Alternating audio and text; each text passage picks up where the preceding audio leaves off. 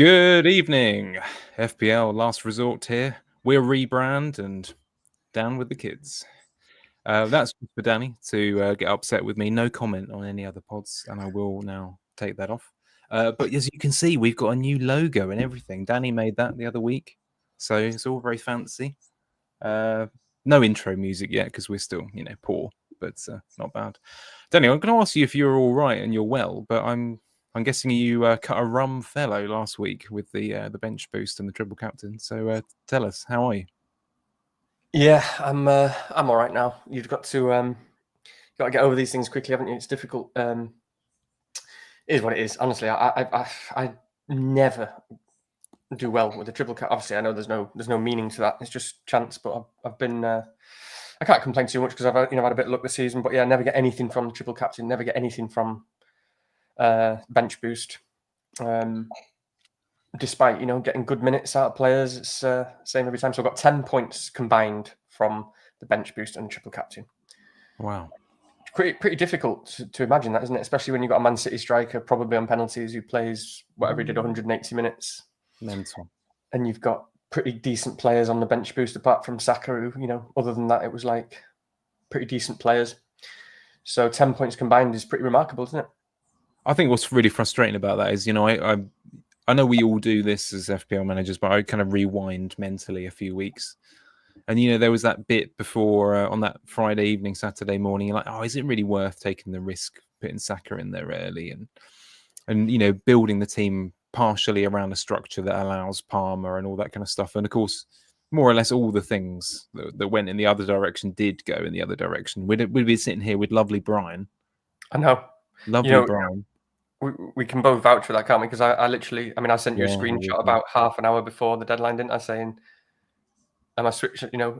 I'm tempted by this, and it was Vardiol and Bumo instead of Saka, and it's just like, but yeah, is what it is.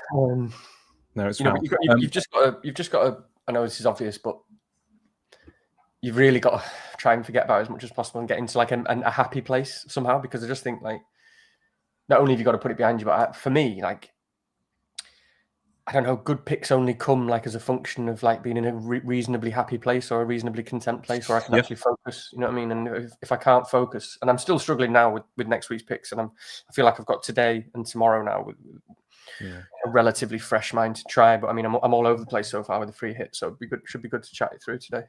So you're not going to stay in a sort of state of ennui, yeah, that's the word, by the way. Thank you very much. It's the kind that you hear in sort of essays and literature reviews and that sort of thing. But yeah, I don't know. It's been a difficult few weeks. So as you say, sometimes you have to just think to yourself, well, it really isn't the end of the world. We got a few things right. I mean, you were very good on calling Mateta's minutes, for example. And other people, let's be honest with you, and some of you are probably in the chat, you horrible people who picked Kiwi or over Saliba just because you couldn't organize your bank properly. You discussed us both, of course. No, obviously not really. So yeah, it's not all bad. At least you got the moral victory of the Mateta minutes behind you. That's something. Yeah, I forgot about that with Mateta. I mean, I have to say, I didn't see that anywhere else. So it is a bit of a. That is a little bit of a. I wouldn't normally say give that I told you so stuff, but I didn't see that anywhere. I mean, he's like in like 85% of teams, and I think in game week 30 or 31, I said, or we said, I can't remember what happened, but the minutes. It's really significant when somebody nearly dies. When somebody gets ahead in you did say that. You did say. I mean, he almost died. So yeah, it's worthwhile. Yeah. You know how these things are. I mean, I saw. I told Danny about this a few weeks ago. I watched a really good play at the Young Vic. So if any of you are play goers, it's probably just me and for the FPL community who would say even this. But it was called Punch, and it's about a guy who ultimately sort of drunken fight, city centre, lands one punch on a guy. And it kills him outright. And it is one of those things. If you hit someone in the the temple or whatever it might be, or they crack their head on the pavement, it can be. And Mateta wasn't far off from that kind of scenario. I know he's a strong man, but if something gets you there, yeah, I mean, you're done. So if people don't just jump back on the pitch and run around, and go, "Hey, we're all good now," it's especially, and anyway. But even having things, wearing a big hat like that, it changes your kind of processing. It makes you a bit more conscious all of a sudden, doesn't it? And you're thinking a different way. But we said Mateta as well. He's like a big steam train. Once he gets going, it takes ages to get going, and you derail him. And yeah, I mean, so that was quite annoying, that goal last night, and that was from nothing to get full bonus from one. I just flicked onto it, when I saw them score. I flicked onto the game, and he just, I think he just chipped the keeper or something, didn't he, from about 30 yards. I mean, I instantly turned it over as soon as it happened, and girlfriend took a picture of my face after it happened. I was going to share it somewhere, but it'll become a meme. Yeah. It was disgusting. I was pretty fuming. So yeah, it's been a bit of a tough few weeks, with all the people. It started with people picking Foden and getting Murphy off the bench, and then people picking Saka and him scoring off the bench. Yeah, Rodgers as well. Rodgers was came off the bench for that. Yeah. Yeah, and Mateta now scoring, and it's been a little bit tough to take. But that's the swings. That's the game. It's not always about picking players with good minutes and stuff. And obviously, I've had a really, really shit few weeks, but a big one was Murphy. It was Murphy as well, which again, he's a fine pick. And I think I openly said it's always a bit of a weakness with mine. I never really considered him because I just don't like 60-minute players, and he has still been getting 60 minutes most games. So to suddenly score, what was it, a 14-pointer, a 17-pointer, a 7-pointer, and he's like, the game's just crazy these days, isn't it? Because again, Mateta was like 85% owned. Murphy, I only see it, the ownership in the top 10k, but that's all we care about anyway. And Murphy was like 80% owned, and you're like, Jacob Murphy. It was mental. This is the game we play now. But at least you had the good sense to never consider him. I mean, I actually had him in there, and I reverted. So yeah, what can you do? I mean, well done to those people who've got those points. But yeah, it's back in debate this week, isn't it? He's going to be popular again. Probably going to hurt. Yeah, we need to talk about him. To be fair, hurt at least one of us, if not both of us. So yeah, we'll look at that. As you can probably tell from the episode title or whatever you call it, both on free hit here. So we'll look at that. To be honest with you, Dan, I don't know whether you were in the same kind of thought process, but if we both got Jose Sarr and João Pedro, and in a different set of circumstances, we might have been able to play through this. It's one of those quite frustrating situations because those would have been two good picks this week, and indeed their replacements will be reasonable picks as well. I'm going to say hello to a few people because I can see a few friendly names in the chat. Our friend Sam, he's a humble man, so he's joining despite a red arrow. Very good, Sam. That's a good moral message to us all. We got our good friend Frazier, who should have waited for a green arrow. Yeah, well, shouldn't we all? And many others as well, which we'll come to. FPL FOMO, Matt Bugsby, Sam Trafford, and so on and so forth. So we will say hello to more people later on. And please do, of course, I'm gonna do the host thing and say, if you're feeling generous or just you take pity on us, please press various like, subscribe, and all those other buttons, that the positive ones, not the other kind. That'd be very, very, very nice of you. Yeah, give us some feedback on the new logo as well. Only the good kind. Again, we wanna feel good about ourselves after this week or two. There it is. That was quite a little. That's all right. Knock that out in one night. I mean, it needs work, and we're going to change it, aren't we? We'll update it. It's grown on me. Good. It's right. And if there are any graphic designers or people who want to give us free software or anything like that, we're not too proud. So please do. Okay, so yeah, free hit week really. So what we're going to do is pretty much go through the teams that people care about. We'll be looking through those. I mean, there will be a little bit of a reference to anyone who's not in this situation because some of our friends do. In fact, I'm going to give a shout out to someone who's had a bloody horrible few days. I know you know who I'm going to say, Danny, but our friend Spencer, who's been on the pod a few times, FPL Beery, has had a really tough time. So show him some love on the X and Blue Sky and so on, because he's been locked out of his account because of two-factor authentication and basically got a new phone and they won't let him back in. So if you can pile on some pressure to Barbara and Kevin at head office of official FPL, that'd be lovely.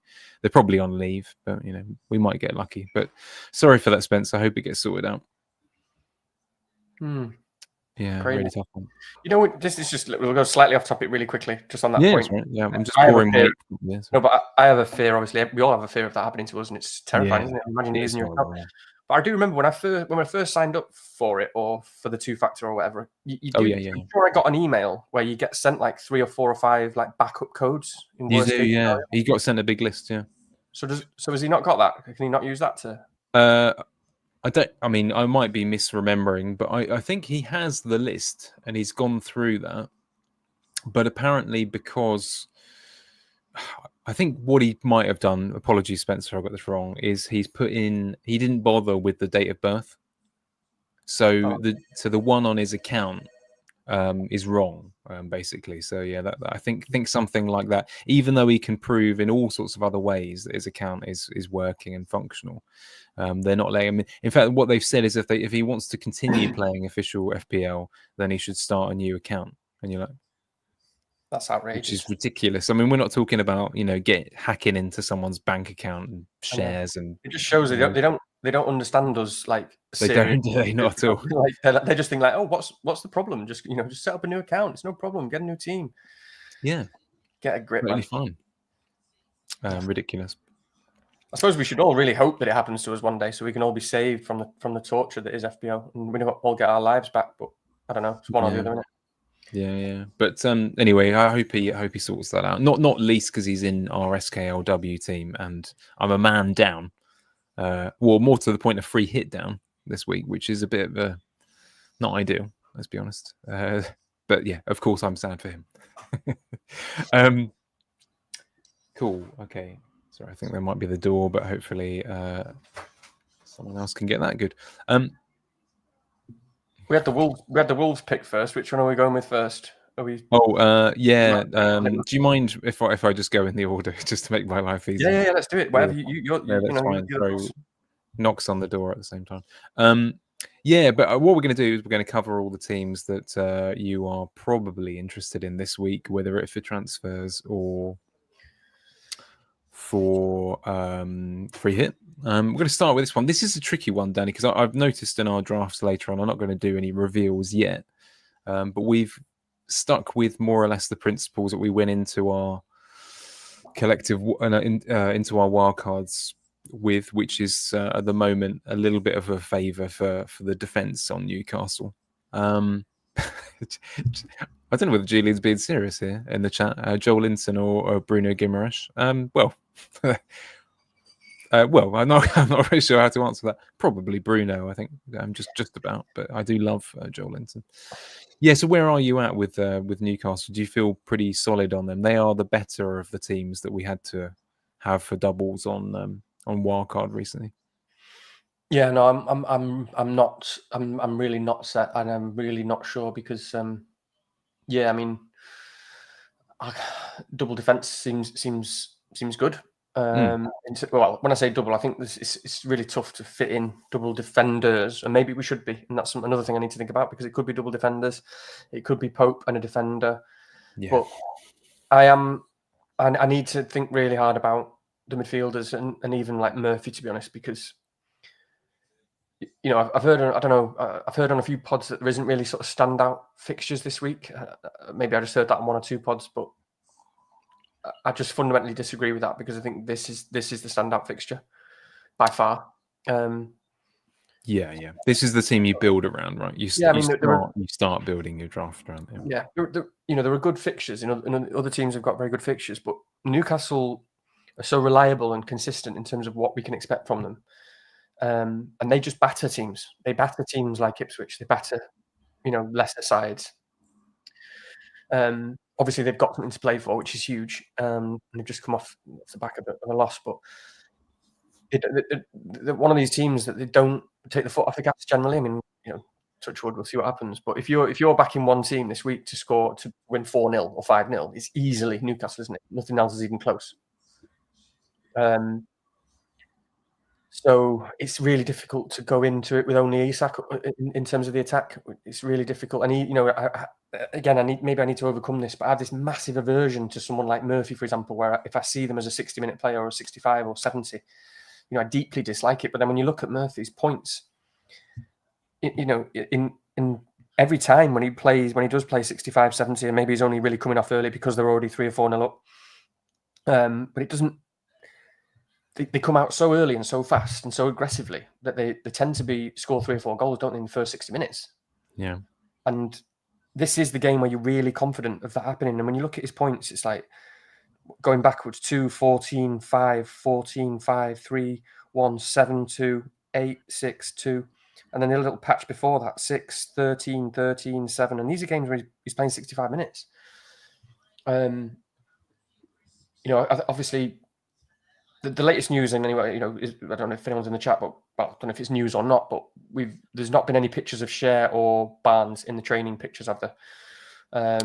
Zoff had a link on his article for Scout as well today, and obviously it's one of them where they could have just missed him, but you can see everyone else in training. So this is a little we've got a little nugget of something, especially with Newcastle, where we don't get anything from the manager. I don't know what Tyndall's going to be like in terms of what he gives away, but it may be that Barnes isn't training. So I'm just going to update a little bit on that. I don't. This is not, confirmed or anything. Cher, I think you're right. I think there's still been no sighting of him in training. I did see on Scout earlier, but this was someone who was sort of posting rather than. And they said that Barnes was in the Instagram pics. On the training pics, whether that's true or not, someone with an Instagram account, or in fact, if someone in the chat could go in the Newcastle Instagram and tell us whether Barnes is in the pictures, that'd be terrific, because I don't have an account on there. But so we don't know, but it's a very murky picture. In fact, one of our guests in the chat does say very much that Gordon's return muddies minutes projections for Murphy and Barnes. Really tempted on Barnes on free hit, and if I picked between the two and all things were equal, I'd go for Barnes as well. Just simply because the man is a selfish so-and-so. Basically, it's as simple as that. I mean, without question, if it wasn't for Gordon, then we'd all be on. We'd all be on. To be honest, there'd be a strong argument to have them both in terms of Murphy and Barnes. And I'd quite like to be on Barnes as well. But with Gordon around, I think that. Weirdly, I would put Murphy's minutes, as better than the other two at the moment. He's just been so good and so solid and so consistent, and he in what he does for the team and how that right hand side operates and how he's linking up with Isak and so on. Like, it just again might be tempting fate here, but I just can't see how it would be insane to drop him. It would be the wrong decision. I don't know, what input Sandal's having. So I mean, because of the three of them, because Gordon's there, I think it would probably be Murphy that I lean towards, even though I wish I could get Barnes. We're also cautious, aren't we? It's difficult. You just got to, make a bet somewhere and have faith. But it's free hit, and there's so many good picks, especially midfield, and you can't afford to pick someone who might not play. And this is why I still don't like Murphy. If he's a 60-minute or 70-minute player, I don't like it. I want him to play the whole game. But this is the fixture. It's interesting, actually, by the way, that I've heard lots of people this week complain about midfield and saying that that's the thing that they struggle with. I think they more from the point of view of they're not 100% happy with their picks. I mean, I've seen lots of people, for example, Palmer's been the interesting one this week. We'll come to him later. But for example, I mean, I immediately, when putting a draft together, maybe you're like me, yesterday was the first time I sort of seriously put anything together. And basically, there are 5 people. Immediately, I thought, okay, very happy to put them in straight away. One of the 5 is Palmer. But a lot of people are struggling with midfield and don't like it. But you're a little keener on 5 in midfield or a high number of midfielders. Is that fair?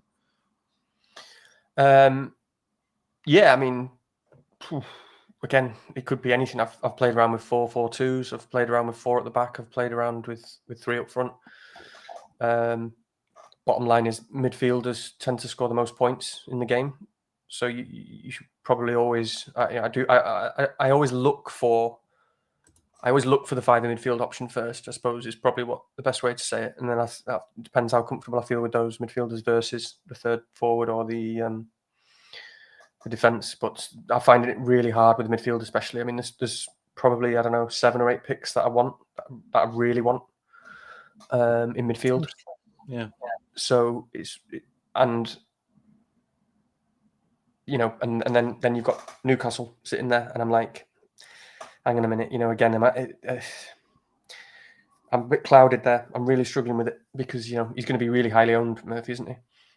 With Palmer, it's quite nice because you can see the sentiment on like pods and stuff when you get all the abuse that comes out when it's like Palmer, because people are so annoyed about Palmer, and everyone's jumped down this idea that he's rubbish, and it's just, people have been saying that for weeks. Obviously, it's complete bollocks. He's not been in great form, but when you've got a player of that caliber in terms of what they bring to it as a fantasy option, he's one of those players who's just like the perfect mold of a fantasy pick. I've said that about a few players in the past, and he's one of them. But it's quite nice because it's like we've heard, something like 70% of people still got the free hit. So most of those people are going to use it this week. And we've seen what it's like with content these days and ownerships. And the quite nice thing about the 70% of people playing free hit is that probably, I don't know, 30% of them will have Palmer. There'll be a big chunk without Palmer on free hit. A real big chunk of and I'm even seeing, so-called content creators online and people who do big threads and stuff saying not to pick Palmer, which is just obviously hilarious. If he blanks, and it's still hilarious. He's absolutely. This is the space we're in, isn't it? Where you take the last since game week 30 being a prime example. Now, obviously, the logic in your head, Murphy, 60-minute player. I don't think he's got any set pieces, has he? And broadly speaking, tends to, in the past, has hung relatively wide versus a Palmer who's, you say, is kind of constructed as an FPL pick and a machine for us. And that's gone. The difference between them must be about 40, 50 points, incredible. Yeah. At least, probably. So, yeah. But okay, no, that's interesting. So, I suppose the last thing we should cover here is, definitely, at least this, is there are people who are considering a set captain. Do you subscribe to that? Yeah, sorry, I was just a bit distracted because our friend Ivan Royce has just sent me a picture of Harvey Barnes in training to confirm, and that looks like it's off Instagram. So you're right with that update, which is pretty significant. Is Ivan listening? Like he must have listened in order to send you that at the same time. Yeah, he probably is actually. Yeah, he probably is actually. Well, good evening, Ivan, if you are here. Yeah, I'll just message him back now in case he doesn't know that I'm live on the pod. Yeah, yeah. Thank you for providing the content. Yeah, so absolutely fine, absolutely fine. Salah's objectively probably the best pick, but I've thought about it in my head because again, this is the standout fixture. I think it probably needs a bit more thought because we're all on free hit and we're desperately trying. Yeah, he says I'm listening, so I thought it might be. Yeah, cheers, Ivan.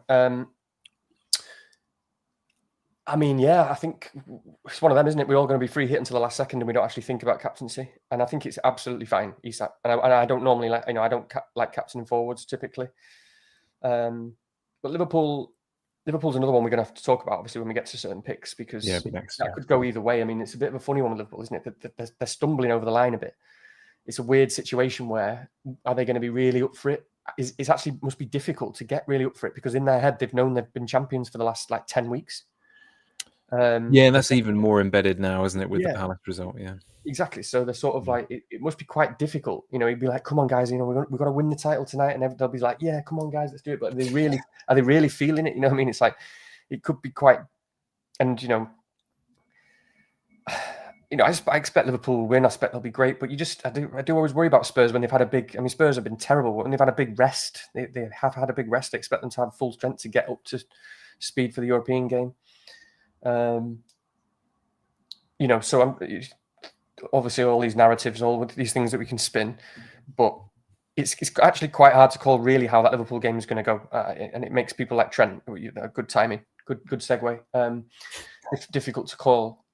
Whereas Newcastle, it just says 4-0 to me. Sorry, Ivan. Should we give them a goal? 4-1 maybe. Yeah. No. Don't do that. We need that clean sheet. I should say as well, by the way, because Ivan said as well when we were talking about it earlier in terms of Barnes and Murphy, he did say that whoever's on the left, and I'm not. Sorry, again, Ivan, it's Ipswich, so I'm not sure how much it really matters. We did say whoever's on the left is going up against Tuanzebe, who is good defensively, and he is a bit of a Whereas the right hand side, they've got got a few injuries at left back and stuff, so he fancies whoever's on the right. So I should just add that in. Yeah, Trent, where are you at with Trent? Yeah, sirens as usual. We need the Classic, sirens classic on last London. resort. Last resort wouldn't be last resort without police outside, and Well, actually, it's worth remembering this that the FPL Last Resort is possibly unwittingly, anyway, named after a bar in Total Recall, which is, by the way, on Netflix at the moment. So if anyone is up for a bit of a nostalgia film, but there is a bar in it with laden with prostitutes and fine liquor, and Last Resort is kind of named after that. We can make that up. So yeah, just makes the name even better, doesn't it? It just makes the name does. even better because we didn't know about that at first. And that's before we go for the whole 3 jugs thing, which I don't know how to fit into this conversation. Moving on, actually talking of jugs, because we got some on the screen there, sort of. No, we'll stay on that second. This is really random now, but I was actually thinking about 3 tits about 2 weeks ago because I was drinking a vodka martini for once at a bar. I was having I treat myself to a vodka martini. Who was it now? You probably know the reference, but there was a famous singer, someone who used to drink just shitloads of alcohol, and he always says about vodka martinis, he says they're like tits. 1's not enough and 3's too many. Yeah, we did. I'm sure we've had this conversation. Did we? Right, it's so true. But obviously, yeah, not on last resort. Nice. Oh, Sam, you watched it the other day. Yeah, do you know what? It actually holds up pretty well. It's actually quite a good film. The other one, Brilliant. Yeah, surprisingly good. I thought it was going to be an absolute wreck, actually, because I think they remade it, didn't they, with Colin Farrell? Yeah, the remakes. Forget the remake. Terrible idea. I also watched Escape from New York again recently. So if anyone's, I'm a huge kind of Kurt Russell in the 80s man crush kind of thing going on. So yeah, if anyone's interested in that kind of thing. Where were we? Trent. In case you have to do the links and the chapters later on. Yeah, it's a simple case, isn't it? Of it's the fear over the minutes, obviously, which is the thing that's causing people issues. I mean, it was a lovely thing to see, wasn't it? The Leicester.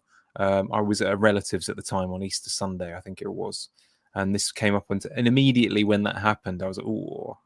You know, immediately it comes up, he scores his left foot and he's bullish and goes straight to the crowd. And it's like, yeah, I'm having him back. Yeah, this is one of those things where I might be more confident if I actually seen it. So I've just caught up with Match of the Day today, but I haven't seen Match of the Day 2 yet. And for whatever reason, I missed this goal on Sunday. Yeah. So I really want to see it. What was the goal like? Was it good? What did he do? Oh, yeah. I mean, so it's interesting because he said in his interview, everyone was concentrating on the fact that he didn't reveal where he was going at the end of the season and all that kind of stuff, but I'm not really interested in that.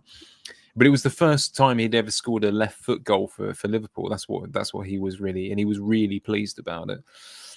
But it just essentially sort of second phase out from a corner and left foot volley, tight angle.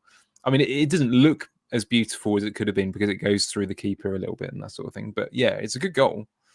I mean, it's the kind of thing that only a player of his level of talent would score. So yeah, it's interesting, isn't it? Because obviously the celebration is a bit of a weird one for Trent to just like to do that, and it could just be for so many different reasons. It could be that he's a bit because I've heard he's been getting quite a lot of stick, which you'd imagine from at least half the Liverpool fans who would be really upset with him. So maybe it's just a bit of a maybe he's just angry at the fact that he's not being respected in the way that he thought he would be. But maybe he might stay. Maybe I don't know. He's not signed for Madrid yet, has he? So I mean, because obviously, if he's going to stay, then he's going to play. And if he's fit, he's much more likely to start if he's going to stay. I mean, if he's on the way out, then there's no real reason to let him play other than when it's the last home game or whatever. So it's tough to read, isn't it? To answer your question, I don't know whether you'll kind of get what I mean here, is that Liverpool this week, for me, feel like a posh Fulham. And what I mean by that is they've got these kind of picks where you could justifiably go for 3. But there's another part of your head that would logically think, well, do you know what? In terms of actual players that I'm sure about this week, you could easily justify 1, which is obviously Salah, with especially with captaincy in mind and that sort of thing. But, you've got a defender where a lot of attacking potential, but a little bit of a fair amount of minutes risk.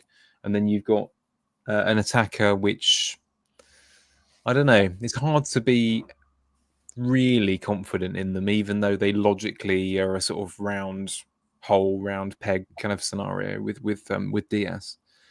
So it is a tricky one, Liverpool, because I know, I get what people were saying. They'll be up for it, the title, all that kind of stuff. But I could easily see this just being a kind of a 1-0 type game or something fairly tight. It doesn't immediately strike me as being a 4-0 slapper, even though other people are talking about it like this and the Newcastle game are the same sort of thing. I haven't quite made my mind up on that yet. I mean, it's possible, but I just think, I don't know. I imagine I'm going to end up starting with Trent because, I mean, even the last game they played in the league was 6-3, and so they conceded 3 goals, and Trent still got 4 because he's still got some kind of return. Oh right, yeah. I mean, he's like, they're going to take a lot. If he leaves, they've got some serious kind of reshuffle to do in terms of their approach and the system because he's everything about the way they play and the way and the creativity. I mean, he's kind of been better this year in a way than I've maybe ever seen him before.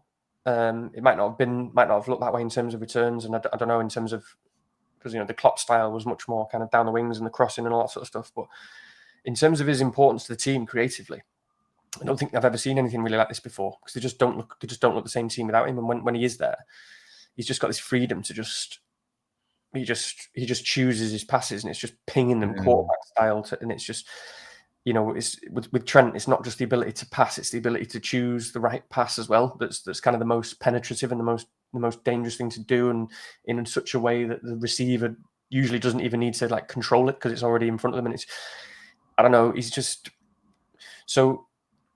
I think Newcastle is the standout fixture in terms of goals and probably in terms of clean sheet. I think we'll talk about Wolves, and that's also like right up there in terms of clean sheets and goals. But I think if you take away those two, or at least I don't know, if you assume he's in fact out of everyone, he's the one that I'm most confident of attacking returns, and I think that's actually really key at the moment. Like to just pull back a bit and go, right, actually, we're not realistically. I know we're all trying to find that 15-point player and who's going to get the clean sheet and the attacking returns, but clean sheets are rare. Clean sheets are tough. Everyone's more likely to not get a clean sheet than get one. Either whether it's Wolves this week and whether it's even Newcastle. What their odds for a clean sheet? Probably about 42%, 44% or something. So the likelihood of attacking returns is really significant. And I think you've got to put him quite significantly ahead of Newcastle, even though we probably expect Newcastle to score 3 or 4 goals. His threat of attacking returns is probably higher than anyone else's, which is a real significant flaw, even if we don't think Liverpool will keep a clean sheet. But yeah, I guess you're right. It comes down to whether he's going to start. But Klopp, not Klopp. Slot's usually pretty clear, pretty honest. Yeah.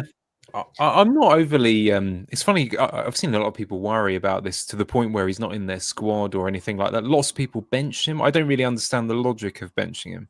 Yeah, well, I don't really understand. Like, why would you bother if you don't think he's gonna? Because obviously, okay, like you, essentially, he's one of those players. If I knew he was there and he was going to play 90 minutes, he's the first name in the defense, regardless of most weeks, to be honest with you, but including this week. But I really don't get the logic of putting him on the bench. It's just a strange kind of move to me. But it's almost like people like. I mean, first of all, review says pick him and bench him. Basically, that'll contribute to. Oh, do they? Okay. But I think it's almost like people are like, oh, we've got Trent, but I want all these other defenders more. And it's almost like. It's like, does it make people feel a bit better if you did pick him? You do. Yeah, I know what you mean. And you're not actually playing him. You're like halfway there. It's like, well, I am picking him. He's there. But obviously, it's you either start him or he's not going to come on. Yeah, it's fine. I feel like one of my defenders on my bench probably operates in this similar function actually. But I'm just thinking, yeah, as you say, but he was in my squad, so good process. It's one of those strange things. By the way, just one more quick thing on Trent, because it's just allow me this for a moment. But when I was watching, so I was in Hertfordshire at some relatives on Easter Sunday watching this, and every now and again with Trent you get that lovely kind of moment of, it's just, in a way there's a bit of beauty, but in a way there's that kind of strange arrogance that you might not expect of Trent, because when you watch him or speak of him in a way, he doesn't handle himself probably in that top tier level of swagger and arrogance type thing. But Anyway, there was one moment towards the end of the game, he just clears the ball. And, because he's got such control with the level of backspin that he can put on a ball. And he puts it down the line, and it looks innocuous, right? Anyone who doesn't really watch football just thinks, oh, he's hoofed it up the pitch. But what it does is it drops just, like 20 yards before the corner flag. But there's enough backspin on it just to keep it just about in play. And then it just dribbles back a little bit, and you're like, oh, you've wasted the perfect amount of time. Mm-hmm. And it's the kind of thing where if you didn't, you would have noticed, but most people would have been like, oh, it's just hoofing it up the pitch. But it wasn't a hoof.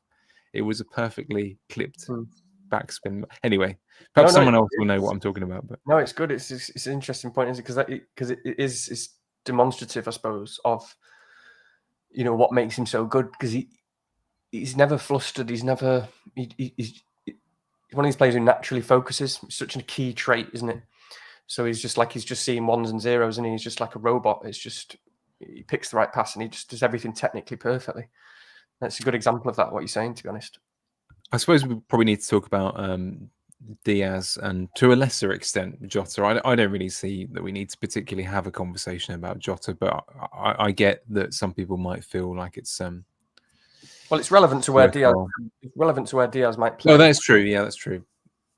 Go on. What are your thoughts? Because I know that I don't know, maybe I can't assume this of you, but I'm guessing that we're both in that sort of slightly begrudging picking him. I don't know.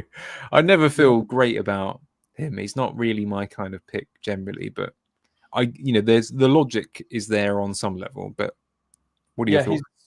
Well, that's it. Basically, he's basically another one of my weaknesses, in the sense that I have a bit of a blind spot. Like I tend to reduce my kind of decision making process each week with players who are options for me and players who aren't. And typically, Jacob Murphy is never an option because he's a 60-minute player, and typically Luis Diaz is never an option because he's can be a 60-minute player or a 70-minute player, or he's got the threats from rotation and stuff. And then combined with that, like, for whatever reason, I haven't actually watched much of Liverpool in the last few weeks, like the last 3 or 4 weeks. I don't know if it's just because there's been, more significant games, and obviously they're just kind of coasting, and we've had like Salah at 105% EO every week, where he's actually doing nothing except just slightly hurting your rank and stuff.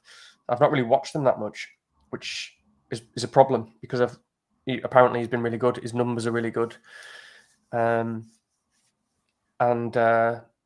This is another kind of it's certainly a standout fixture in terms of goals, you would think. Again, it's hard to predict with Spurs, but when you're looking at things like Fulham against Southampton, that isn't predictable really in terms of goals or even result or what's going to happen, because it's Fulham. It's still Fulham. They're a very good team, but it's not the same level. I mean, Bournemouth is not really predictable when they're playing against Man United.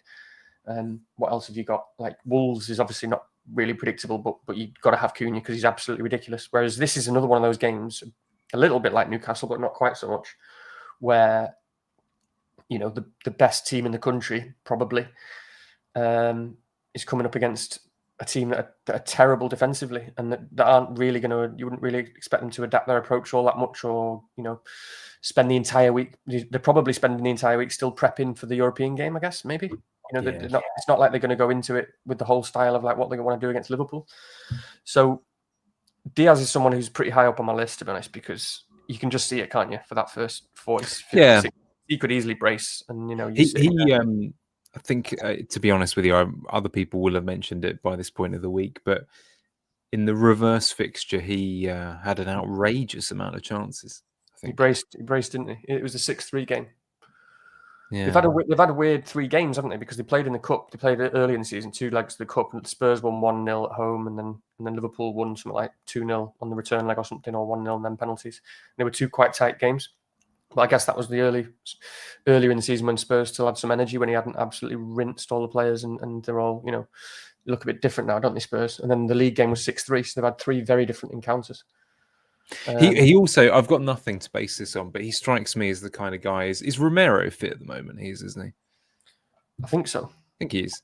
And I don't know, maybe I'm just creating a narrative here, but he strikes me as the kind of guy who loves to get one over on,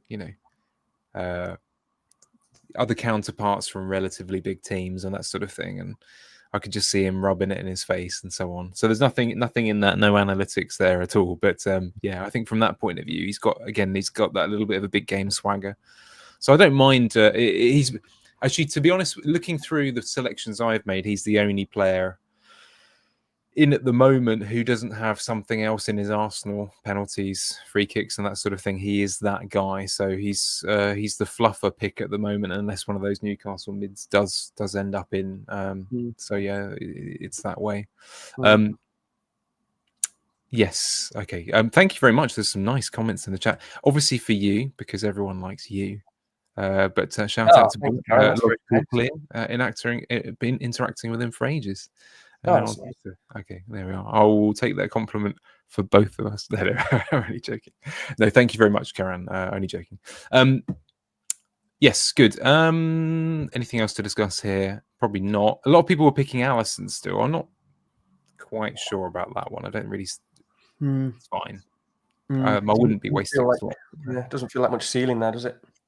And this is from two people who picked him on wildcard. That didn't go. Did it go well? No, not really. Okay. Well, there you go. There we go, Karen. Thanks very much. You're our favourite person. Thank you very much. You seem fun. There's a kind of backhanded. No, it's fine. Thank you, Karen. Wolves, probably in a way the second or third most predictable result in our heads this week, but it's another tricky one because I can't find a third that I'm happy with particularly. So I think people are a little bit over obsessed with the idea of definitely having 3 from teams like Fulham and Wolves.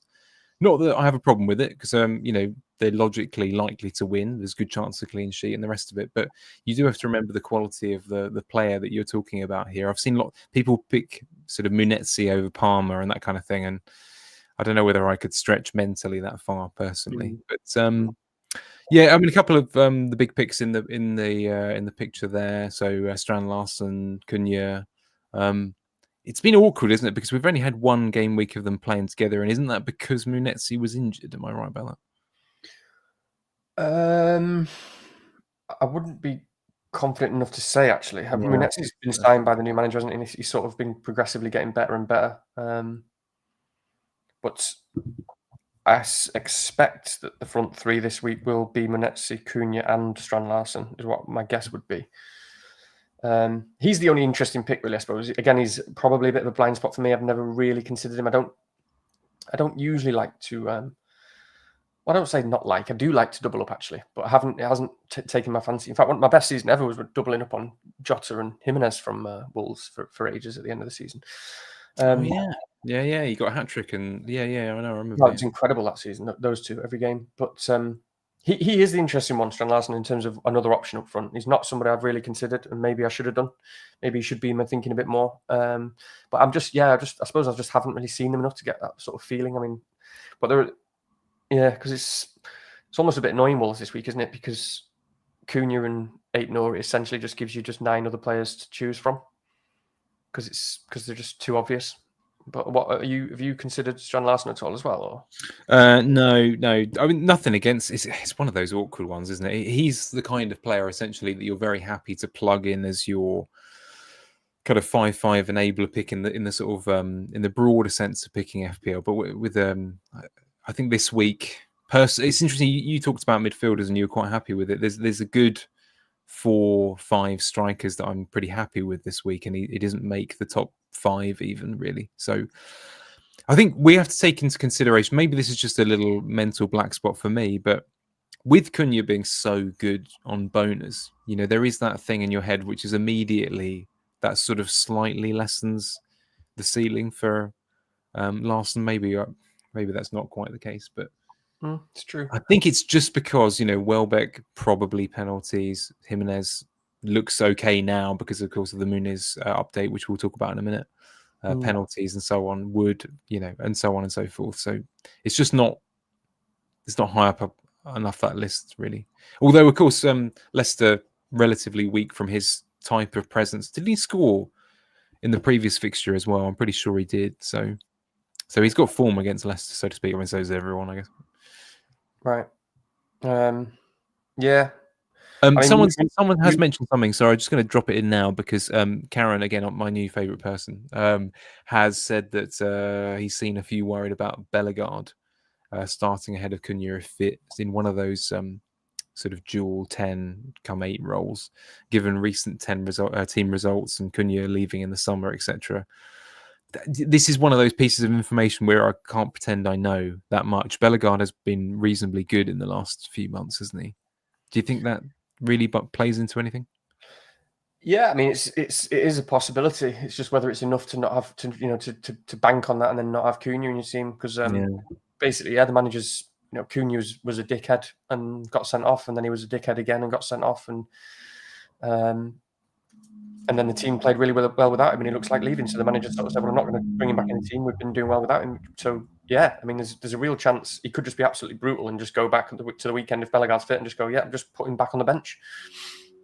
So it's possible, but I don't know the latest update on Bellegarde for one. I'm just trying to check Neil's latest upgrade. So he's got him 75% initially, Bellegarde. But maybe we get an update. But it's a possibility. But I think I'll just be going with Cunha anyway, just on the basis that I think he probably will start now that he's played the last one or two and done well.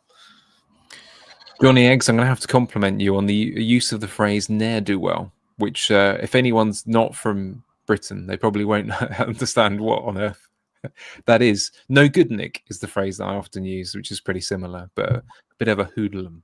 But yeah, no, he's not bad at all. I can see why people were going for it. No issue with that pick at all. It's just. I suppose it's just that there are certain assets that other players have that he doesn't, but of course he has the fixture, so no issue there. Nori, sorry, go on. No, you stay on Wolves for a second, yeah. So go on. Yeah, no. All I was going to say, I mean, to be honest with you, maybe it's not thinking enough about it, but one of my kind of magic 5 of I didn't question it was is Nori. So I don't know if we need to talk about it particularly or not. What we can talk about, which because I think is relevant to both Nori and potentially Jose Sarr, for example, and maybe we need to think about more, is the big thing for me now is that the news today came out that Mavridi's not going to be playing. And he's looked pretty good. Yeah. Leicester's slight upturn in their attack, as reports have put that a lot down to Mavridi's form. And he's come in for the last 2 or 3, and they've actually scored some goals for the first time in like 3 months. So Mavridi's out. So at least on paper, that looks like Leicester are even weaker now in attack. So maybe Jose Sarr. Do we want to double up on Wolves? It's a bit scary, isn't it? But it's it definitely puts Sarr up a bit, and it puts Nori further up. Yeah, no, that's fair. I think Sarr is still in my squad actually, but I mean the reality is it's you hope for clarity on that kind of an update. Goalkeepers usually, although I had Allison for 2 weeks where he didn't play, so I don't know whether I'm best placed to answer this, but yeah, it's I'd be happy enough if he was playing. It's him or Pope probably at the moment. I'm still not quite as keen on Leno. But we'll come on that in a minute because he's the other popular one I've seen as well. It's just personal. I've clubbed a few teams here together because I've seen a lot of people. Bournemouth are a weird one this week because people either appear to be not interested at all or unbelievably confident that they absolutely smash Man United, and I don't. I think there's a good chance that they'll win, right? I don't have a particular issue there, but this idea that they're going to club Man United or something like this, I think Manchester United, I don't know, this strikes me as the week that you probably reintegrate a few of the first teamers back into the game ahead of the European fixtures and that sort of thing a little bit more than last week. But you're the Manchester guy, so... Yeah, but obviously, beware of fans, as I always say, because... as much as I try, I think the last couple of seasons, I have had a bit of a weakness in terms of my assessment of Man United. But I genuinely don't think it's actually so much because I'm a fan. It's not an emotional so much assessment. I think it's just like sometimes it is through knowledge and just sort of understanding the mechanics of the team and thinking something should happen and this should happen and we do look a bit better here and a bit better. I try to be objective over it, but it's definitely been a weakness of mine. So people need to be careful listening to me when it comes to United because a lot of times recently, I've gone into the game thinking, I think we'll get a result here. Objectively, I think we can do well here. And then sometimes we have. Half the time we have. We've looked a lot better as a team, and then half the time we've just been battered. It's been difficult because some of those games, like for example, the last game, and it was a mistake again. I think part of the mistake for me, in hindsight, potentially not triple captain in Isak, was underestimating just how tired we'd be after that Thursday and how much he'd change it around, and like seeing Eriksen in centre mid and stuff like that. But yeah, I mean, I would expect him to play a full strength team in this game. We've had a week off. The European game's not till Thursday, so Sunday to Thursday, I think it's just about right to get the full strength team out and get everyone sharp. And again, just be careful. I'm seeing this and I'm thinking, I mean, Casemiro's been brilliant recently, and he's had a week off. He's probably going to play. Ugarte's looked pretty good. He's certainly a bit of a dogged fighter. I think he probably plays centre mid with him, because in this sort of game when we're going to play against Bournemouth, against a team that are going to be really good and pressing us so much, I think we'll probably play 2 defensive mids and Bruno will go into the front 3. And then obviously, everyone's fit. I mean, Dorgu back on the left wing back is very good. We've got Yoro, Mazraoui, maybe Maguire or Delit. Can't remember now. The centre backs, everyone's fit. Garnacho's playing well, so I think it's going to be a really interesting game. It's really difficult to call, but every time I think this, we play crap and we get battered. It's just with Bournemouth, they have dipped. They've dipped recently. I mean, even looking at when I didn't actually realise quite how much the results had dipped. I know that so when they couldn't score against 10-man Palace on the weekend. They did beat Fulham, but before that it's draw, loss. That's draw to West Ham, loss to Ipswich, loss to Brentford, drew to Tottenham, loss to Brighton, loss to Wolves, beat Southampton, lost to Liverpool. The results are taking a big dip. So is it just? And obviously Kluivert, he did play 90 minutes last game, but he was dropped for that period because of tiredness, and he has just had a kid. Am I expecting that Kluivert, one of the reasons he's so popular is, again, he's very high on the models. He's on penalties and so on. But am I expecting, it's a lot to bank on to say Kluivert's suddenly going to be back to doing what he was doing 10 weeks ago when he was really sharp, really on it. I didn't see I saw some highlights of the weekend. He did look relatively sharp. He didn't do much though. Is he just still a bit tired? Have the whole team dipped a little bit? It's really tough to say, because again, we could just lose 3-0. He is their best pick. He's on penalties. I'm just at the moment erring on the side of, again, I think the other midfield picks are just slightly ahead of him for me at the moment. I might be completely off with that, and I'm struggling with my own assessment of United. What do you reckon? Well, it's interesting. So, I mean, obviously, what have we got? A fair amount of time still before deadline, day and a half.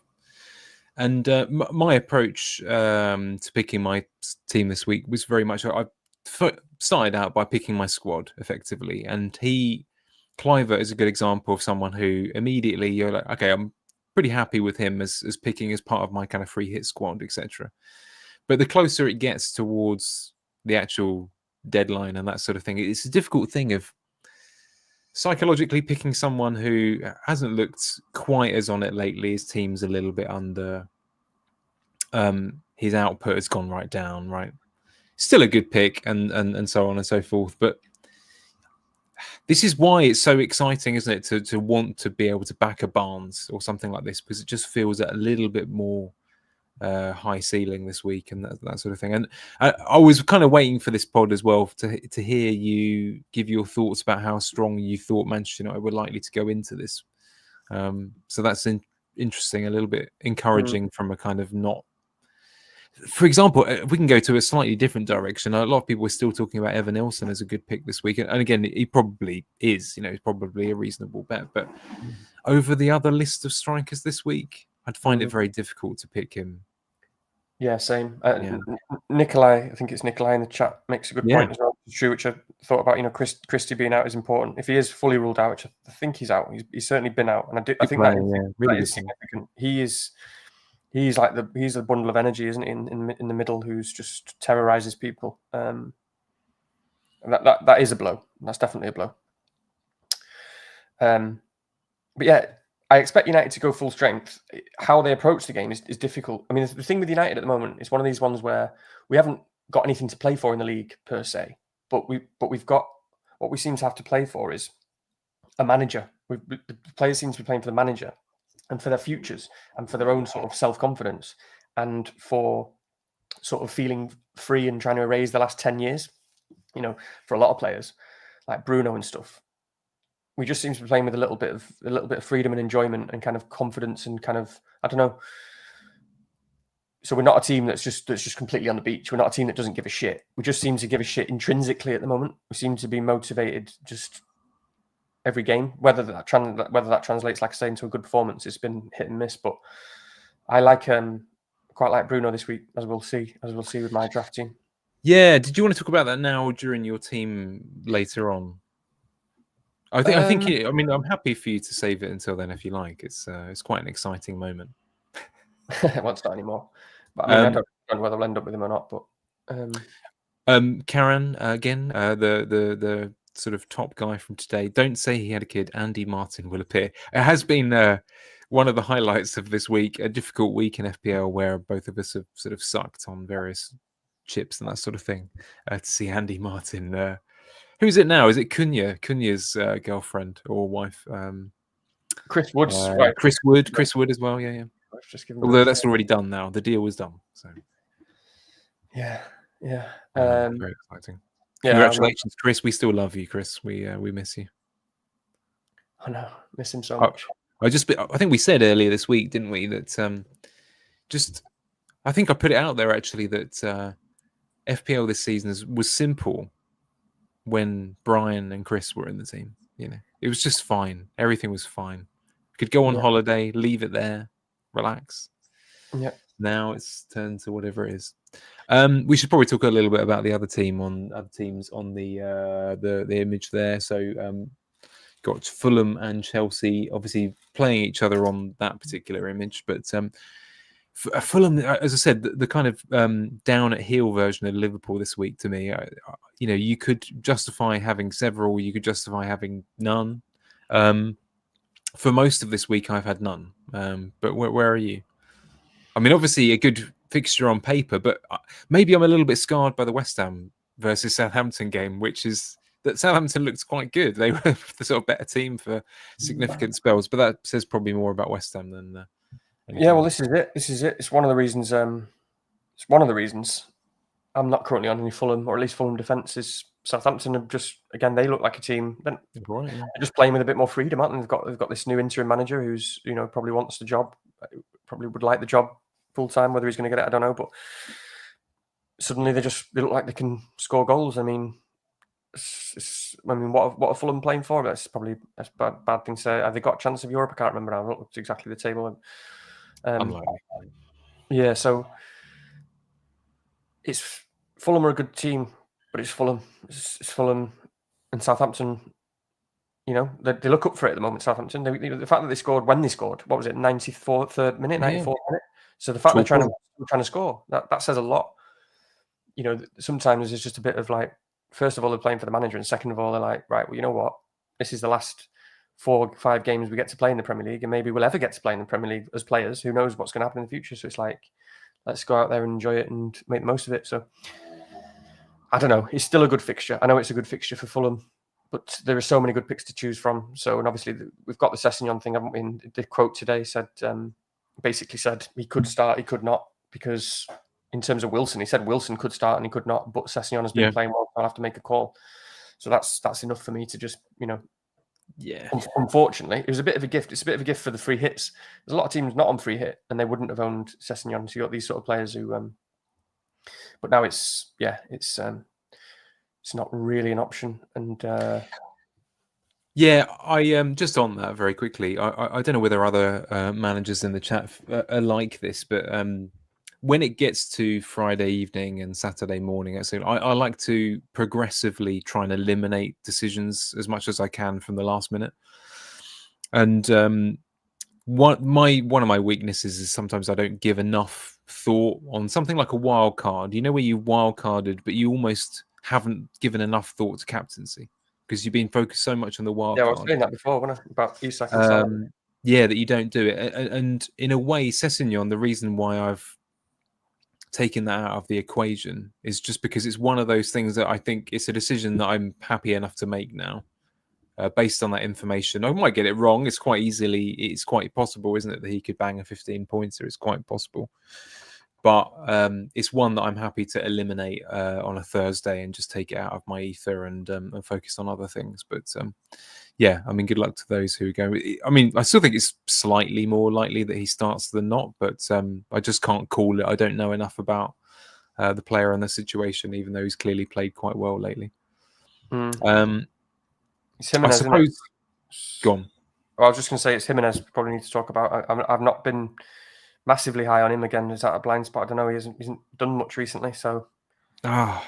Yeah, I'm probably maybe I'm struggling with this one more than you because so since I put a proper draft together, Welbeck's been in there from the start really. I quite like that pick. I didn't notice actually that he was quite good on models and the rest of it until well, just before this pod really. But likely on penalties, West Ham. Well, I mean, you know how we've been. Just by the way, you know, I'd be interested to see whether you could guess this. So Potter's been in now for quite a while, right? You know, he's been quite he's won 3 games. Really?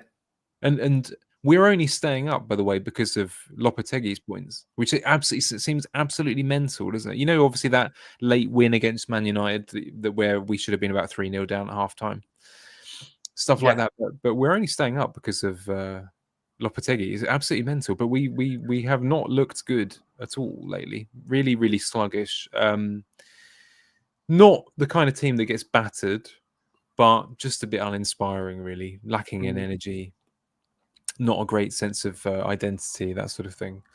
Yeah, Karen's mentioned it. I mean, Jimenez, not great underlying numbers. I've had really bad luck with him this season as well. Whenever I've bought him in, I've seen other managers. I remember Craig, our friend Craig from our SKLW team, getting sort of a double penalty return and that sort of thing. But yeah, so if I have to, it would probably be between him and Welbeck, really. But I'm struggling to let go on Welbeck. So we'll see. Yeah. Any more on Fulham? No, I don't think so. I don't think so. Jimenez is definitely a good pick, and he's going to be on penalty. Yeah, I'm definitely going to consider that. Yeah. For whatever reason, he's just not currently high enough on my list. Seems to be in a lot of teams on X and stuff, and they can see all that crap of. Is he nailed in all our teams? Are we all on Jimenez? And it's just, I hate that anyone using the word we. Yeah. You know, oh, I know. Yeah. Should we do this? Yeah, that sort of thing. Yeah, I'm definitely gonna. He's definitely in the thinking. There's no doubt about it. But yeah, I don't know. The problem is, again, it's when you come back to it is just you're picking a player because of the opposition, because of not having any coverage. It does strike me as that kind of an issue. But he's definitely on the penalties, so that there is something. But I don't know. Yeah, I need to think about that one a bit more. But I haven't got a slide for Brighton actually. So what do you think of the Welbeck pick? Yeah, I like it. He's in my team at the moment. Whether I start him or his first bench, I'm not sure. Yeah. I'm not like wild about it. You know, it's tough. Again, I'm a bit different to you with West Ham, and I'm not. I know West Ham haven't been great, but as you say, they never really get battered. I never really know what. No. It's more like a 2-0. Yeah, I never really know what I'm going to see with them. It could be 1-0. I mean, I'm always fearful of Potter because he's such a good manager that, or he has been, and he's such a clever manager that you just never. I mean, obviously that I keep talking about that result away at Arsenal, or whatever it was ridiculous, and Welbeck. I mean, I think that Brighton. I think not having João Pedro is a massive blow because he has been their best player creatively for quite a while now. Even before he got sent off, which was a ridiculous sending off, actually, in my opinion. It was never a sending off. He was creating a good few chances before then as well anyway. So that's a blow for them. I think I was just looking at the team before. They've got a few centre-backs haven't injured. I think even Neil's initial team has got Baleba as centre-back instead of centre-mid. Really? If he does have to play centre-back, that could be a blow for the team in general as well. You've got Minter and Mitoma, but Welbeck doesn't massively excite me, but he is a great player, and he's one of those players you say. I mean, he's probably on pens. Is he any good at pens? I'm not sure. He's probably okay. He's not a guy who gets scared, but he's not a guy who's going to send the keeper the wrong way or anything like that. He's just going to lace it in one of the corners. Yeah. If someone in the chat could go on Transfer Market or whatever it is and find out his pen record. I really like it. I mean, his goal on Saturday was brilliant. It was such a good header. It's one of those headers. It's one of those headers that just represents like total concentration, because to be able to push a Premier League defender off like that and get into a position to get in to be able to head the ball and then still direct it into the bottom corner. It was a seriously skillful header and goal, and it just says a lot about Welbeck and the type of player he is. And he's a good pick, but he doesn't. He's not exciting me enough yet. Yeah, no, that's fair enough. Yeah. A question in the chat about João Pedro's suspension and how many games. I think we both own, unfortunately. So I think it's 3, which I'll be honest with you is a bit of a devastating blow, having wildcarded recently, and I was playing him in 35. I don't know about you, Danny, but that is not good at all. So he'll probably go. I would have thought soon enough. Good. Of course, the last player to talk about on the screen really is anything you want to talk about on Cole. I mean, I know I'm assuming we're both pretty set there. I know that other people have gone cold, no pun intended. Yeah, I don't think there's much to say really, is there? People aren't going to go with him. It could easily pay off because Everton are a good team, and he's not been firing on all cylinders, and Chelsea have not been firing. But it's a big win for them last weekend, and not an easy thing to do to beat Fulham from 1-0 down. And they've got Europe to play for. But I think he's still been pretty good, as bad as like by Cole Palmer standards. I mean, obviously he's still, what is he, like the 3rd highest scoring player in the game or something? I don't know. He's up there. He's high up anyway. I think he's not far off last season. But there we go. Nikolai, 4 pens, 1 miss. I think he still looked pretty good to me, Palmer. There is a bit of an edge where you can see him choosing the sideways pass a little bit more often than that sort of killer forward pass that he might have done. But it's too good as a fantasy pick for me to not have him. So it's just nailed.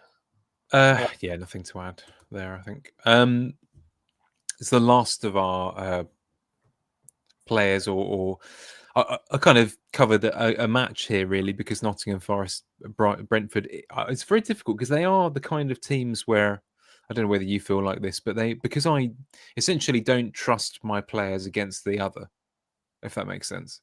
So I don't love my players playing Nottingham Forest. I don't love my players playing Brentford. I mean, in the sense that you never quite know when a result is around the corner, that type of thing. So, I mean, Mbeumo and Wood, perfectly good picks this week, and it's definitely a discussion for us to have here. It's quite difficult to call the outcome of that game. So I don't know if you have a view on that. Oh yeah, thank you, Nikolai. We haven't talked about Chelsea defence as well. We'll come back to that in a minute. Oh yeah, we do need to talk about that. Yeah, Cucurella and so on. He's on my bench at the moment. Yeah, this is just really, really tough to call, isn't it? I think Forest are looking a little bit nervy. They've obviously numbers wise, they're not great at the back, but I mean it's they still generally have been solid all season, and they sort of the real gritty team that fight. And what does it look like when they do? They probably do sit back. Brentford probably don't like that all that much. Can they counter as much?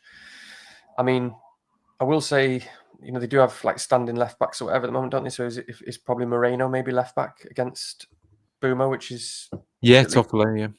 Maybe. At least as a matchup, or Toffolo or whatever. Yeah, so at least as a matchup, it's probably pretty decent. It's tough, isn't it? Because he especially on free hit with Boomer. I mean, he's nailed in my team. Maybe in my team for the season. I'm going to bring him in, and he probably will be in my free hit. It's difficult to get too excited because you do think it's going to be. You just sort of see this game as being quite tight. It's also the last game of the week. I mean, it's one of those. It shouldn't really factor in, but how horrible will it be if, your team hasn't done that well, and then you got to wait 3 days for bloody Boomo to play on Thursday night, and you don't have him.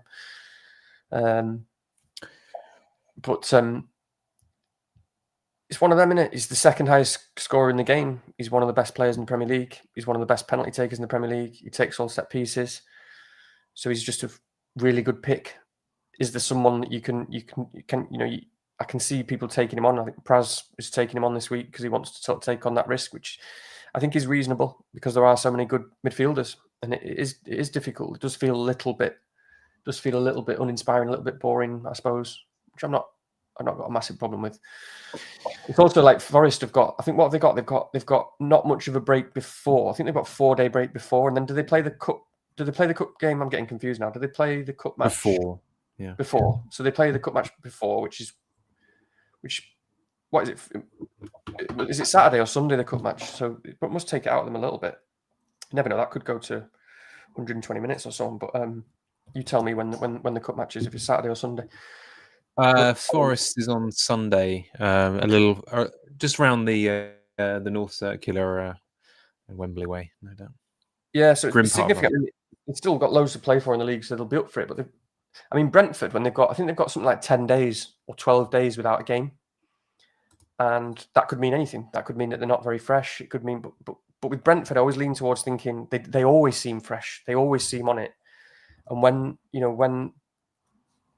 Thomas Frank has got 10, 12 days to prepare for one team, you think, oh God, they're going to be good, you would think, because he's so good sort of tactically and stuff. But I don't know. So I'm going on with myself too much for what it's worth. I think at the moment he's in my team, but there are so many midfielders to choose from. Is it enough? Yeah, I think for me, Mbuemo is going to be the player that if I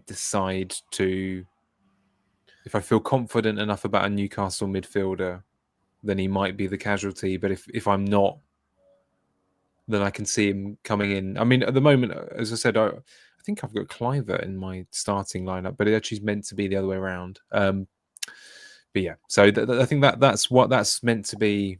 That's one that's going to be a debate up until there. He would definitely come in next week. In fact, I can see a reality where Mbuemo and Wissa come in. To be honest with you, but it's going to be a reaction to a few other things, but we'll see. Yeah, as I told you, I made this ridiculous kind of mental block the other week. I was using one of the kind of planning sites, and for some reason in my head, I had 2 free transfers in game week 35. So I'm an absolute noob because I've got that wrong. Anyway, come here for good FPL advice. Listen to Danny. Anyway, I thought you might have. Sorry, go on.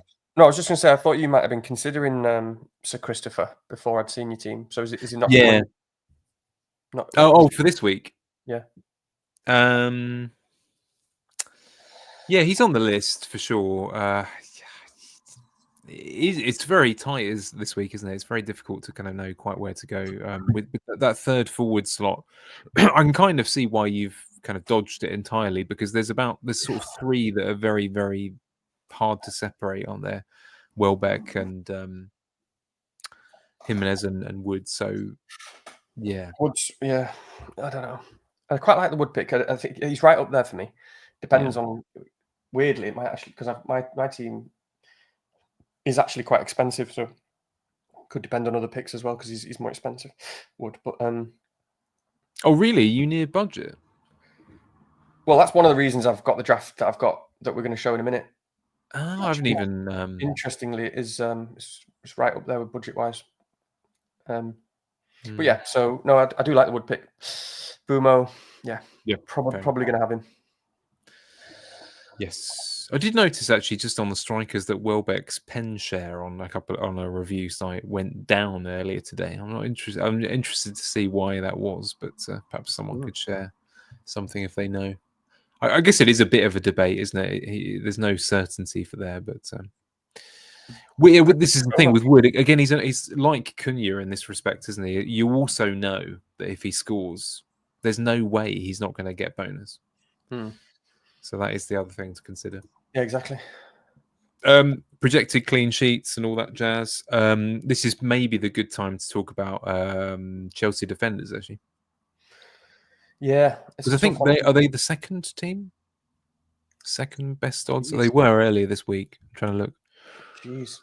See, that makes me even more want to. I've wanted Cucurella. He's one of those players who, when I first did the free hit, he was just like in. and I've wanted him for ages. And yeah, it's another one, isn't it? Where if you hear something bad about Trent, then he's there.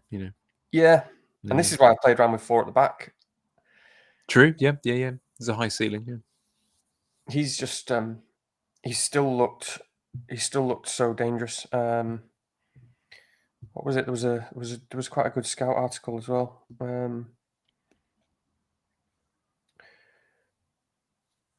Cucurella has been a real threat in the second half of the season. His last 6 home games I've seen him score 3 times and rack up 25 penalty area touches.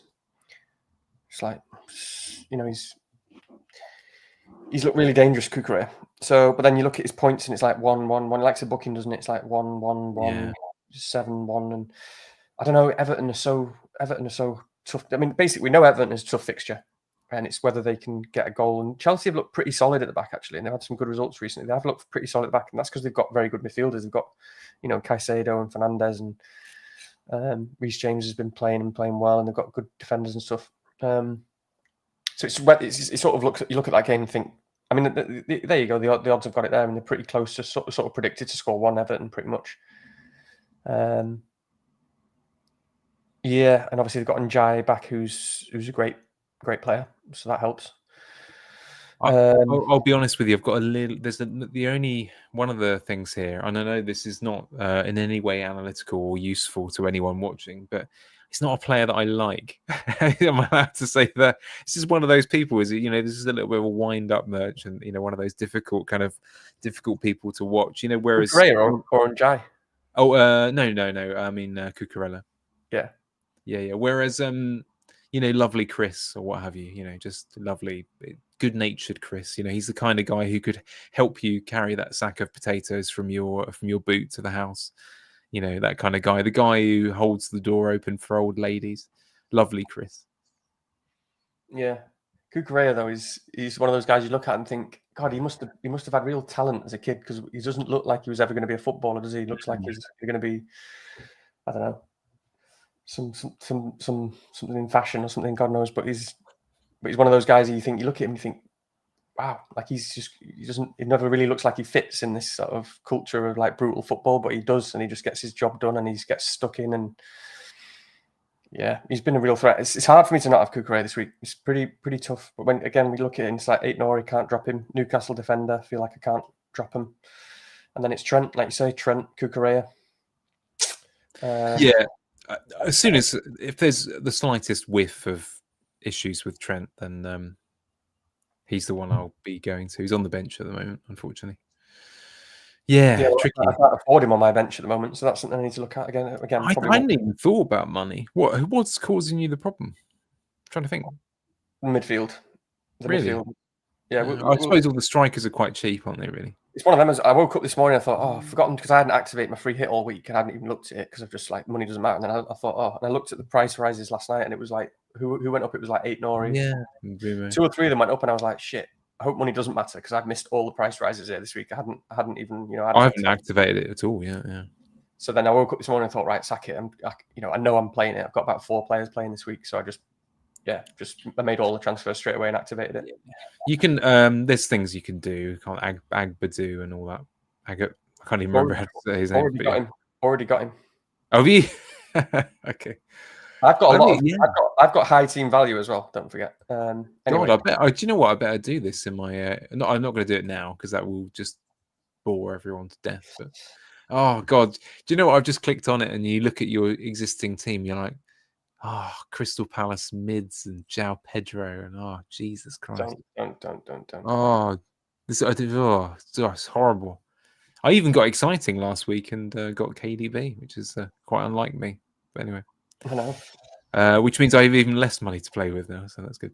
Yeah. Anything about those odds and predictions that surprises you, takes you back before we go on? Or that surprises me, but yeah, the Chelsea clean sheet odds are high, and I think we should take notice of that. And I think I need to take a bit more notice of it myself. And I basically see that as a 1-0 or a 1-1, tops a 2-1. I see it as a low scoring game.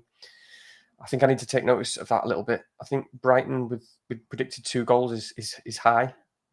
As I say, it's hard for me to read that game, but don't back against the bookies too much. I think again, the bookies are massively backing Bournemouth, so I need to sort of be careful here. I've already warned against my opinion there, but I think that's going to be harder for Bournemouth. If I was picking one out, then maybe the odds suggest. That's my guess. Could be completely wrong. Yeah. It's a fair gap, isn't it? That between the Bournemouth Manchester United predictions there. It's offensive because it's let's be honest. Let's just put it against the one above. It's as likely.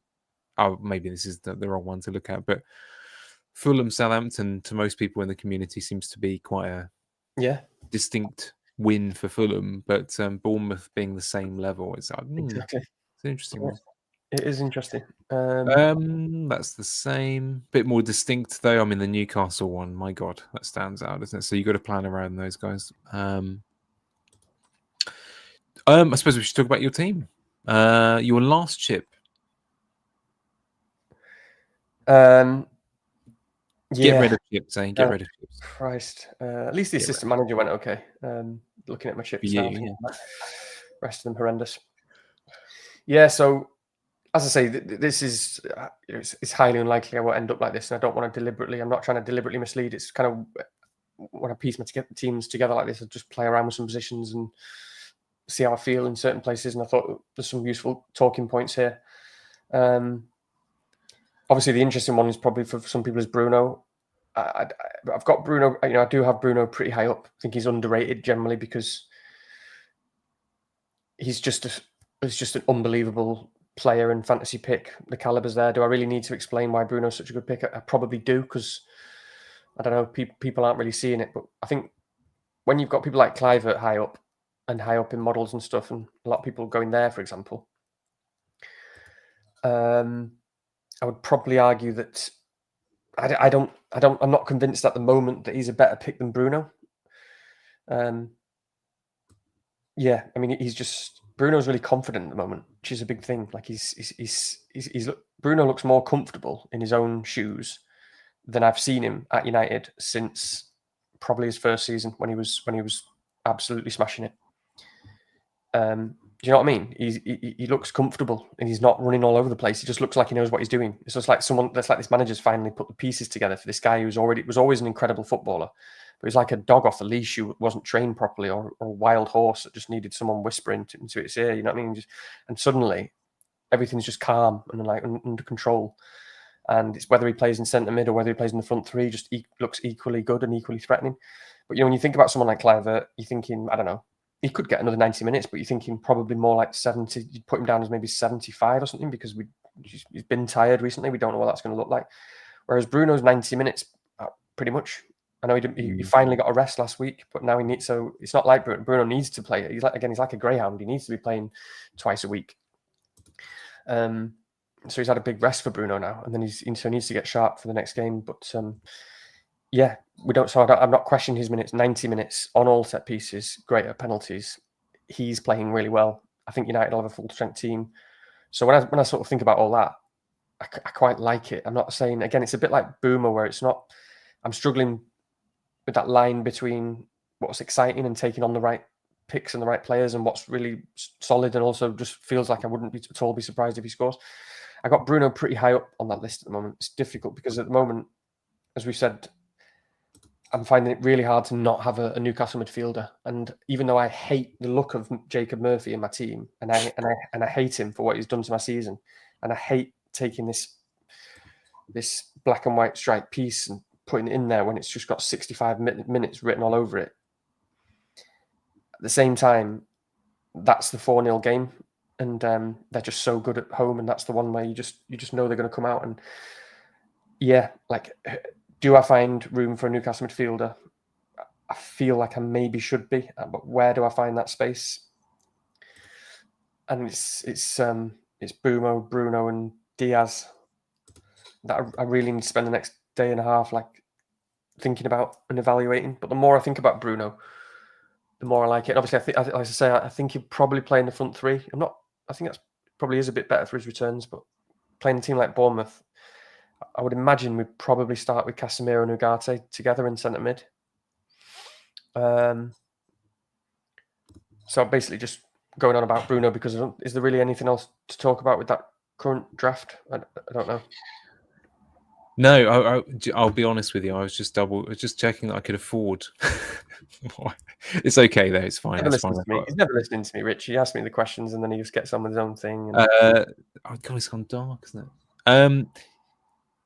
No, it's fine. I think first of all, affordability wise, it's fine. As you say, actually, a lot of people are quite considering playing. Is it Agbadu? Yeah, How do you say it? Okay, yeah. But I think ultimately the only person there that will debate, that people will debate, is Bruno Fernandes, and I think you've put, it falls into the same category, doesn't it, as Mbeumo and to a lesser extent Kluivert, because Kluivert ultimately, in comparison to Mbeumo and Bruno, has been not out of form exactly, but not. We haven't got recent evidence of him performing as highly as Bruno or Mbeumo. So I think that's a fair point. I think kind of my only thought, other than the Newcastle mids debate a little bit there, is just is it's interesting that you're not going with a third forward, because that's just so common this week. I mean, I haven't seen many people on 5 midfielders, but there's nothing wrong with that at all. It's just a kind of a dull comment, really, because so many people are struggling to fit the forwards that they want in. But are they definitely better than what you've picked? Well, actually, no, not really. So, yeah, very difficult. Yes. So your likely dilemma is going to be around fitness concerns of Trent, and then the impact of shuffling for Newcastle mid, and you favour Murphy. Yeah. Well, well, actually, I keep forgetting that we have got those pictures of Barnes in training. So do we get an update on Gordon? Like that's pretty worrying, because that probably means I've not seen the reaction to that, but I guess that means a lot of people. I mean, Gordon has been pictured in training as well, so that's the other thing. So we do know that is, well, and actually all three now have been pictured in training. Yeah, and they did just get battered by Villa. I mean, it's really tough, isn't it? Because Barnes has been playing really well. You know, how can you drop a guy who's been playing the way he's playing? But they did just lose 4-1, and Anthony Gordon just isn't a player who's going to sit on the bench. So if he's fully fit, like he just isn't a bench player. Not only is he's so good that he probably shouldn't be on the bench, but he's. Oh yes, hello, Alan. Lovely, Alan. We love you, Alan. It was an absolute joy to speak to you the other week. We hope you come back. He answered some lifestyle questions from me on his pod as well. It was quite nice of him. I asked him which manager would they most likely most enjoy a pub lunch with, and they picked Vito Pereira. Interesting. Oh, nice. And make sure you finish season 1 of UK Traitors, Alan, so that we can talk to you about Merrill. Yeah. Sorry. That's all right. I'm turn the light on. Yeah. So I was again, obviously, Richie's not listening to me, so I'm talking to myself about the Newcastle midfielders. So yeah, as I just carry on with that monologue, it's Gordon. Gordon isn't the sort of player who's just going to sit on the bench. So what are they going to do? It makes it really tough. And Murphy is possibly the most reliable one to actually start. But what that's what I was saying, Rich. You weren't listening to me again, but what? No, I am listening to you. I promise. It's the beer, Gordon, isn't it? As soon as I've had one, I'm less focused. Yeah, I'm going to open a beer actually. Catch you up now. I'm going to open a beer, but how fit is Gordon? I don't really know the situation, because Gordon isn't just going to sit on the bench. He's not a bench player. Gordon, he's so passionate, isn't he? He's so driven and ambitious, and he must be. Chomping at the bit to get on. I'd be absolutely shocked if he didn't, regardless of being benched. I mean, he will take at least 30-35 minutes off of one of them. Yeah, for sure. It's just because it's such a perfect game, isn't it? It's such a perfect game to give him a run on either. And I know he's not as good on the right, by the way, but Gordon can play fine on the right as well. Like, it's worth remembering when he was at Everton, he played good minutes there, and he did it a little bit last season as well.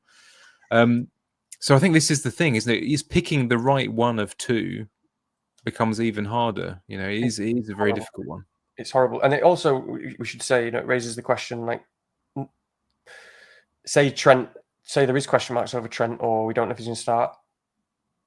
maybe it should be double Newcastle defence we're going for. Maybe it should be Trippier and Liver or Trippier and Schär and just, you could have Sanchez in goal or something like that, in terms of covering Chelsea or a different keeper. Totally fine with that. Yeah, totally fine with that. Like that But might I think I can't see us. I don't know. I speak for myself here. I can't see me. I don't know actually. No, because they really are. They really have been good. I mean, for example, Schär was a player that you very almost picked, didn't you? And again, that one's cost about 15 points probably. So close. Yeah, I mean, obviously I could afford him. It didn't have changed anything else about my team. It was just having the extra million in the bank. But like Livramento is someone where I keep looking at him and I keep sort of seeing him, in my existing team and thinking, hang on a minute, this guy's been seriously good and he feels like fresh and young. And when I look at him, I just see like 11 points. I don't know why. I think he got 11 points a few weeks ago, but yeah, he did. Yeah, obviously the Newcastle fullbacks, it is that sort of game. This is the sort of game that could be 4-5-0, and you've got assist and clean sheet for Trippier, assist and clean sheet for Livra, and you're laughing. I mean, based on the information we have at the moment, I would be picking Livramento over Schär anyway, just simply because of the lack of training pictures. But and then I keep going back to like maybe I need to think more about 4-4-2 again, which I like. I always like a 4-4-2 because it's always like just comes in sneakily and unexpectedly with the most points. But you could put a Livra in there over a Diaz, and obviously people will be saying Bruno, and be very okay with that because we're going to be surprised if Livra gets one assist and a clean sheet. No, not at all. So I'm really stuck. I need to find who I feel really. Sometimes I just need to go through players one at a time. Unfortunately, I'm struggling with some individual players, but I can just go through players one at a time and find who I'm really happy with. And I'm happy, obviously, Isak, Salah, Palmer, Cunha. To be honest, at the moment, rightly or wrongly, Bruno is quite high up in terms of the players who are likely to stay for me. Aït-Nouri, Trippier, those guys are staying. It's Trent, goalkeeper, Diaz, maybe Bumo that I need to think about, and it's that Newcastle midfielder. Feels a bit. You just know when you put yourself in your shoes of the future self, and you sit there at 3 p.m. or whatever it is on a Saturday, and the game kicks off at Newcastle and Ipswich, and you go, oh yeah. Because this was always going to be 5-0 at half time. And I'm sitting here with fucking Defender and Isak, and everyone else in the world has got Murphy or Barnes who've already scored twice at half time. And you're just thinking, what the fuck? Yeah. And it'll be full of those messages like, yeah, Murphy again. We've all so good. Has anyone not got Murphy? What a guy, locked. Overthinking. Yeah, no, but yeah, I think maybe it's because I hang out in the wrong places, but I mean, Murphy isn't, especially, amongst the kind of, people like us who like solid, rigid things. It's harder for us to justify. I like the player though. I'm really pleased for him in a non-fantasy football sense. He deserves it. And former Norwich, and I have a strong affiliation with that city. So so no issues there. I suppose we should talk about my lot. There is one kind of thing that's meant to be the other way around, Clivert and Brian, but other than that, I guess it's fine. The goal, I thought, I don't know whether I meant to leave Sarr in there as well. It's a bit hasty this draft, but yeah.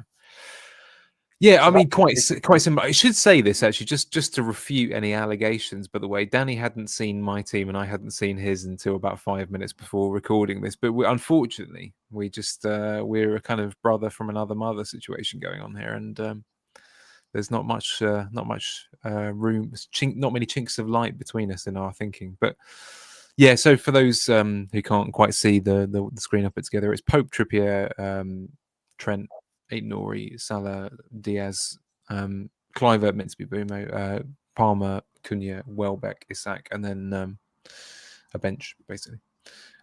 Yeah, I don't know. There's not much. I suppose the current thinking is whether it's going to be Welbeck or one of the other couple of strikers that I've talked about. Very, very similar credentials, very similar types of fixtures.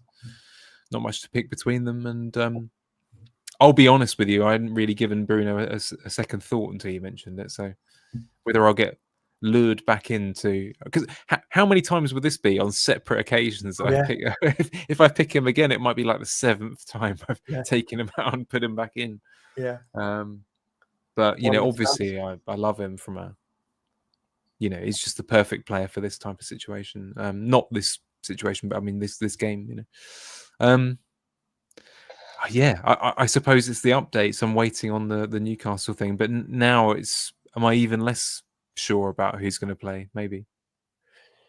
I mean, and someone in the chat earlier on, they were half joshing probably with Gimaresh and Joel Linton, but it just goes to show people want a slice of starting pie from Newcastle, and they think they're going to win big. It's hard. I mean, you've not really. I don't feel like you're entertaining it all that much at this stage. Like, or you're leaving the decision too late because then you're gonna start. Sometimes you have a bit of a wobble, don't you? An hour before the deadline, and like, well, I'm only human, yeah. You know what I mean? But like, what are you thinking here about the Newcastle mids? This is like, because we're not going to know more than we know now. Probably we're not going to know more than we know now, which is that Barnes. Yeah. Well, put it this way: I haven't put a draft together yet that has a Newcastle midfielder in it, so I haven't entertained the idea enough. That is true, but it's simply that I don't know. I don't know which one is the right choice of the two, and I suppose I've just ignored it. But I'm not happy with with one of those attacker spots there. So yeah, I'd be quite keen to find some confidence. I'd rather pick Barnes if I had confidence in the minutes, but I don't know what to think really. I will listen keenly to what Neil says. That's for sure. Who would you take out if you brought in a Newcastle mid? Yeah, well, from this team, it would definitely be Kluivert. Yeah, but but Kluivert's not starting in this team. So who would you be starting? Who if you were starting a Newcastle mid, who would you be starting him over? Yeah, I think I'd probably take the chance and bench whoever was in that position. So it would be Brian or Kluivert. Yeah, Brian. Which I know. Yeah, I get it, but I don't have a strong feeling on either of those games. That's the way I would see it. Okay. I hear that silence. No, it's hard, isn't it? Because I don't know about you. Like, I can't work out as well whether my thought is a little bit clouded this week, because I want Brian back so much. I think we talked on this pod a couple of weeks ago, and I was planning to get him in for game week 33, which seemed a bit mental at the time, because it's like, you have to ignore Rodgers or ignore a City mid or all the rest of it, and I wish I'd just stuck to my gut there. Yeah. Anyway, it doesn't matter about that now. A lot of thinking to do for me. Yeah, but as you say, I think the thing that's going to trouble us and probably lots of other managers is what do we really expect to hear? Is it Howe in the seat tomorrow? By the way, I doubt it. So he's still is Tyndall more of a guy? Does he tell the truth more? I don't know. That's what I mean. I don't know. I'm still laughing at what he did. I didn't actually see the interview yet, but did you hear what he did after? Did you hear what he said after that loss? No. He's such a dick. Like he's always like trying to be the main man, and he's always trying to shake other managers' hand first and stuff, and look like he's the one who controls everything. And then they got slapped by Villa 4-1, and like after the interview afterwards, he said, "Oh right, okay." The interview afterwards, he was like, "We haven't got our leader. Our leader is ill. We need our leader." And just as if to just shift it back to Howe, because they got beat 4-1. It's like absolute clown, that bloke. Yeah. But yeah, I haven't heard anything. Howe's back. If he's back, fair enough. I mean, he had pneumonia. It's pretty serious, isn't it? So if he's back, then great. But if he's back, I guess it's even worse for team news, because he's a lying bastard. Okay. Yeah, and actually, the other thing, by the way, I know this is a minor point, but I suspect it is true, is when someone comes back from something like an illness, the questions will not be about the players as much. I can easily see stuff like that not getting covered. Really. Maybe he was like close to death, and he's had an epiphany, and he's like, "Why have I spent my whole life lying to everyone? Why don't It's time to let that go. Like, there are more important things in life. I'm gonna tell these guys. I'm gonna tell them who I'm gonna play. I'm gonna put my cards on the table."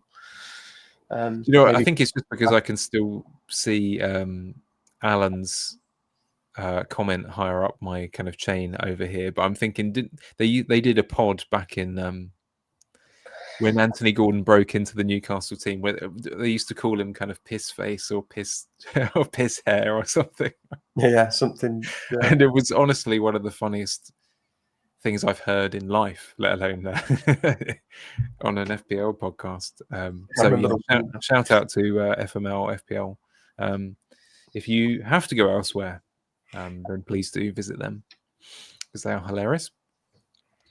Yeah, I guess that's all I have to raise there. But yeah, interesting. We shall see.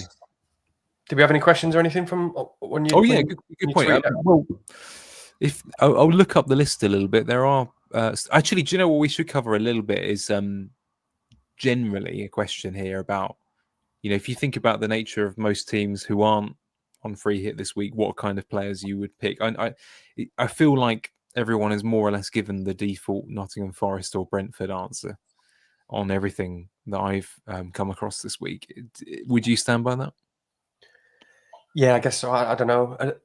I haven't thought enough about if I wasn't on free hit because I'm not. So when you don't want to listen to someone who's like, it's like people doing videos on free hit teams when they're not on free hit. And I'm like, I'm not interested. I don't care what you think because you're not really thinking about it.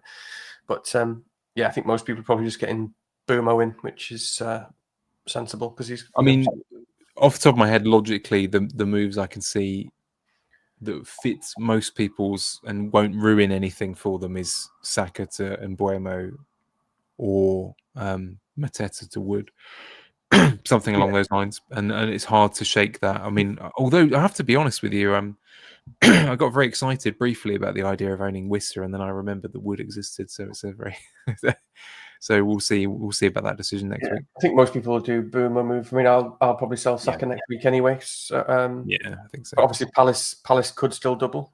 So even though Mateta's only going to play 50 minutes in a double anyway. Okay, the other, there's a few other names that we haven't covered at all. So just to give a sort of snap reaction to them, and then we'll close out because actually we're doing our time. Iwobi. Never been a pick for me, really. Never been a fantasy pick. He's too much of an unreliable bloke. Don't trust him yet. He's not earned my trust. The worst thing that you can ever say about a player, but it is just true. He's been a very good draft pick this season. Has he? Okay. Yeah, I still flash back to that video that Trigger Lips did once this season when I remember I told you about it. And it was, I've never seen a face of rage and shock and distress like Trigger Lips' face when he did a live login to the scores. He didn't rather than doing like a match of the day surprise, he just like checked the scores live on his thing for the first time, and he owned Iwobi for like 6 or 7 weeks, and then sold him that week, and he was dead happy with his score and dead happy with everything, and he just looks at it, and it was the week Iwobi scored a brace, and you just saw him look at the score, and he's like, Iwobi. He was absolutely raging. You know what the great thing about there is you can kind of hear the accent, can't you? Yeah. When even if you don't use it, you can say it, and you just know how it's. He started doing walkabout videos, isn't he? I've seen. I know. It's good. Actually, do you know what we could do?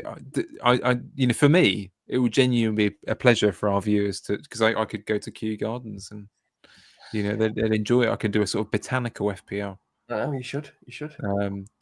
Whereas for you in the sort of mean streets of Withenshaw, you go on the walks, and I'll stay near. I'm sorry, I was trying to guess an area of Manchester that would be sort of tough, Yeah, what side or something like that. Withenshaw. Yeah, and perhaps one more. Sam Trafford earlier on today at 7:13 p.m, which goes to show how long we've been doing this. What do you think about the Tarko narrative? Is it the end of the Everton defence? O'Brien is a great enabler. I mean, let's not worry too much about whether they're good picks, but whether it affects your thought of that game. Yeah, it's another good point, to be fair. It's definitely a big blow. It's always a big blow when you lose. I mean, is Michael Keane, wasn't the other one already injured? I'm getting confused now with the Everton centre-backs, but Keane was already playing. So isn't it Keane and someone else? I think they've got both centre-backs injured, haven't they? I can't remember now, but yeah, it's a big blow. It's definitely a big blow. It's definitely good for the Chelsea attack.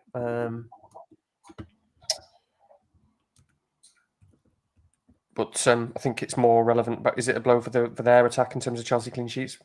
But not so much. So yeah, it's good for Palmer anyway. Good for Palmer. It's funny, actually, isn't it? Worth us. No one's considered Jackson at all. I haven't seen that name at all, Jackson, or even Neto, and just shows really what. Because I mean, Jackson at home to Everton, he's the one who's going to brace, isn't he, this week? On absolutely zero free hits. We're going to see Jackson actually hit the target a couple of times. God, yeah, can't do that. But Keane went off 52 minutes, didn't he? I mean, unless something happened since the game, Branthwaite was playing. That's right, Branthwaite. I think Branthwaite's already injured, and now Tarkowski's injured as well. But although I don't know, I've missed it. I need to catch up. But no, it's not good for Everton. Not good for Everton defence. Okay. Yeah. All right. I think that's probably us then. Well said, Brian, in the chat. Piss Hair is just one of the myriad of funny names. Alan Walsh. There we go. Yeah, he's a funny looking chap. I mean that in the nicest sense. Good. Okay. Well, I guess we'll bid you good evening. But we'll post our teams before, won't we? And again, one more quick comment to Spencer. I hope you get your team back. I've seen some movement on that. It's funny, you and I are always joking about like Brenda and Gary in the office. Sort of, they've run out of printing paper, so that they're too busy to answer emails today or something like that. Genuinely, the guy in official FPL support, he wasn't in today, so no one could answer no one could answer Spencer's like the sort of emails from people trying to help him because support wasn't there today. It's amazing, isn't it? My God. 11 million players. Unbelievable. Incredible. All right, cool. Thank you very much. And yes, well said, Karen. Like and subscribe if you got this far, and there's still some of you who are feeling very charitable, or perhaps you maybe enjoyed something. Maybe you enjoyed the bit that I did earlier with the backwards baseball cap. Maybe it's the me not listening properly earlier on. Maybe it's the good advice that Danny gives. Who knows? We need targets, don't we? Don't all the big podders guys say like 100 likes is the target, and how many subscribers? All right, okay, yeah, that's the target. 250. We need some help, really, don't we? We need to get some. We need to get the subs up and the likes up. I'd take 100 likes right now. And yeah, 300 subs. Yeah, that'd be